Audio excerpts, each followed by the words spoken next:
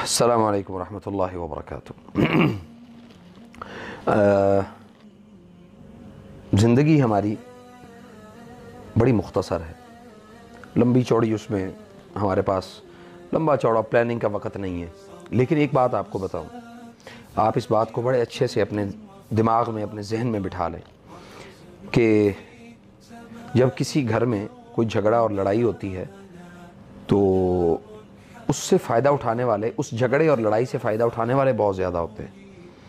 آپ یقین کریں کہ ایسے افراد جو بہت لمبے عرصے سے اس گھر کے کلیش کو اور اس گھر کی نا اتفاقی کو یعنی اتفاق کو انہوں نے برداشت کیا 6، 8، 10 سال، 20 سال، تو لمبا ٹائم جب گزر جاتا ہے تو وہ چاہتے ہیں کہ اس گھر کو بکھیر دیا جائے، اس گھر کے اندر لوگ جو ہیں وہ آپس میں جو اتفاق اور محبت کے ساتھ رہ رہے ہیں ان کو ختم کر دیا جائے۔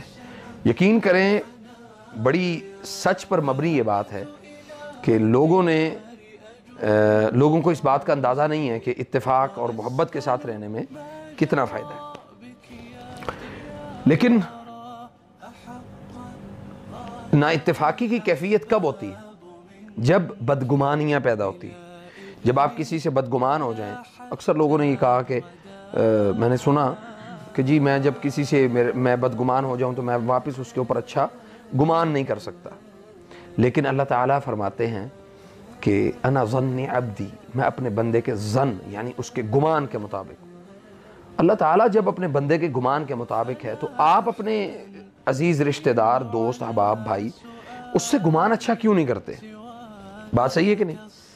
اور جب آپ یقین کریں کہ جب آپ کا گمان غلط ہوگا، آپ کا گمان غلط ہوگا تو آپ کے ساتھ ہوگا بھی ویسا ہی، اور جب آپ کا گمان ٹھیک ہوگا تو اگلا بھی آپ کے ساتھ ویسا ہی کردار ادا کرے گا۔